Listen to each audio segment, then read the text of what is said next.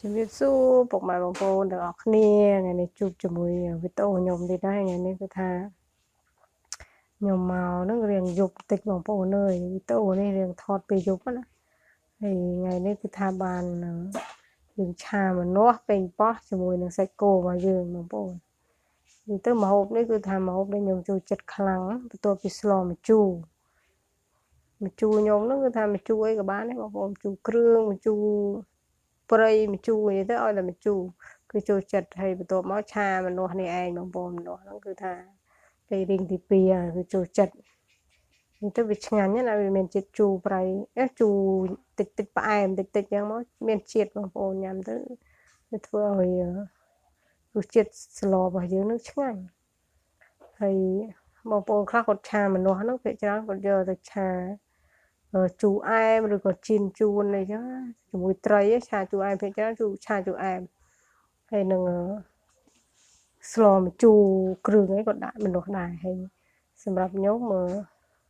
ភាគច្រើនខ្ញុំយកមកឆាជាមួយសាច់គោបងប្អូនគឺថាឆ្ងាញ់បងប្អូនមើលវីដេអូនេះហើយកុំភ្លេចធ្វើហើយបងប្អូនខ្លះគាត់លាយម្នាស់ឆាដូចជាបន្លែគ្រប់មាត់ណាម្នាស់លាយជាមួយការ៉ុតលាយជាមួយខ្ទឹមបារាំងលាយជាមួយពេញប៉ោះអីចឹងទៅហើយមានច្រើនមុខទៀតបងប្អូនគាត់ចូលចិត្តអញ្ចឹងណាបងប្អូនហើយនិយាយទៅខ្ញុំឆាម្នាស់ភាគច្រើនខ្ញុំដាក់ទៅ2មុខទេមានម្នាស់ហើយនឹងពេញប៉ោះហើយសាច់គោយើងមក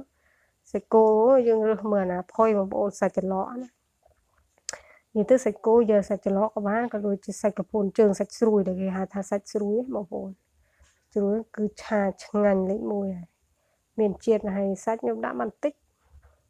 មួយខាំជាងមួយខាំ2ខាំអត់ដឹងទិញអ្នកលក់ហើយបន្ទាប់មកយើងហាន់បន្លែហាន់អីរួចហើយក៏ដូចជាសាច់យើងមកលីងខ្ទឹមរបស់យើងនិយាយទៅឆាមួយមុខនេះគឺថាស្រួលជាងគេបងប្អូនស្រួលនិយាយទៅបងប្អូនអត់ចេះមើលតែវីដេអូនេះក៏ចេះដែរ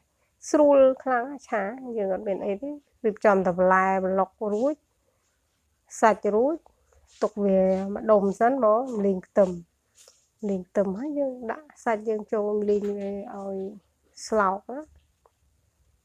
កូរចុះកូរឡើងវឹកចុះវឹកឡើងឲ្យស្លោកចាំយើងដាក់គ្រឿងទេសចូលហើយគ្រឿងទេសហ្នឹងគឺថាស្ករអំបិលប៊ីចេងយើងនឹងដដែលទេបងប្អូនស្ករអំបិលប៊ីចេងទឹកត្រីប្រេងខ្យងឲ្យបងប្អូនចូលចិត្តរសជាតិបែបណាដាក់តាមនឹងទៅមកអស់ដៃទៅដាក់មកឆ្ងាញ់ទៅហើយខ្ញុំឆាភាគច្រើនខ្ញុំអត់ដាក់អំបិលទេបងប្អូនខ្ញុំប្រើតែទឹកត្រីនិងប្រេងខ្យងហើយបើមានរ៉ូឌីទេដាក់វាបន្តិចទៅលួចវាណាតែខ្ញុំអត់មានខ្ញុំដាក់ទឹកត្រីនិងប្រេងខ្យងហើយដាក់ស្ករបន្តិចមកវាចេញបន្តិចរួចជាការស្រេចមិនថែមថយអីច្រើនទេហើយសម្រាប់ម្នាស់យើងបន្លែរបស់យើងវាមានជាតិជូរនិងផ្អែមម្នាស់មានជាតិជូរតិចហើយពេញប៉ោះហ្នឹងវាមានជាតិជូរដែរម្នាស់ផ្អែមលាយជូរពេញប៉ោះវាមានជាតិជូរតិចមកគាត់ថារសជាតិអែមហ្មងហើយបន្ទាប់ពីយើងដាក់គ្រឿងទេសយើងហើយបន្លែដែលយើងចិត្តហាន់រួចហ្នឹងចាក់វាចូលផ្លុកតែបងប្អូនចូលនិយាយទៅឆានេះមួយចានគត់បងប្អូនញ៉ាំសមាជិកតិចបងប្អូនចឹងហើយយើងឆាដល់មួយចានបាន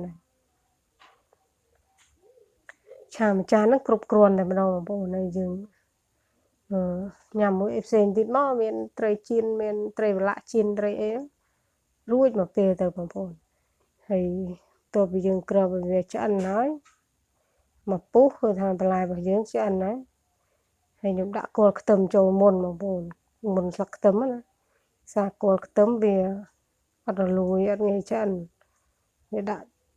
ចូលទៅវាដាក់មុនទៅវាឆ្អិនលឿនបន្ទាប់មកខ្ញុំដាក់គីមឆាយហើយនឹងស្លឹកខ្ទឹមចូលណាបងប្អូនគីមឆាយនឹងឈ្ងុយណាបងប្អូនដាក់ចុះឈ្ងុយហូបឆាកុំភ្លេចគីមឆាហើយស៊ុបអីហ្នឹងគីមឆាយលេខ1បងប្អូនឆ្ងាញ់ជាមួយស្លឹកខ្ទឹមរបស់យើងជាតិតែម្ដងអ្នកខ្លះក៏អត់ចូលចិត្តក្លិនគីមឆាយទេពីមុនខ្ញុំអត់ចូលចិត្តទេបងប្អូនគីមឆាយហ្នឹងគឺថាអត់ចេះញ៉ាំតែមកធំក្លិនមានអារម្មណ៍ថាវាស្អុយ ធំខ្លាំងដល់ពេលគេដាក់ស៊ុបហើយនឹងដាក់ក្នុងគេចំហុយខួជ្រូកខួអីអត់ចេះញ៉ាំទេបងប្អូនដាក់ជាមួយម្រេចណាហើយស្រាប់តែអត់ដឹងមិនមួយរយៈក្រោយគឺថាចូលចិត្តដល់នឹងជាងគេឆាយគឺដាក់ចូលឆ្ងាញ់ជាតិឈ្ងុយវាឈ្ងុយមានរសជាតិឈ្ងុយមួយយ៉ាងណាឆ្ងាញ់ហើយចូលចិត្តដល់ឥឡូវនេះគឺថាចូលចិត្តខ្លាំងនឹងហើយវីដេអូធ្វើម្ហូបរបស់ខ្ញុំហ្នឹងគឺបានរួចរាល់ហើយបងប្អូនឃើញតែសម្រស់ហ្នឹងក៏ចង់ញ៉ាំហើយជាតិខ្លាំងមែនតើបងប្អូនធ្វើតាមនេះគឺឆ្ងាញ់ជាតិខ្លាំងមែនតើហើយនឹងអរគុណបងប្អូនជម្រាបលាបាយបាយ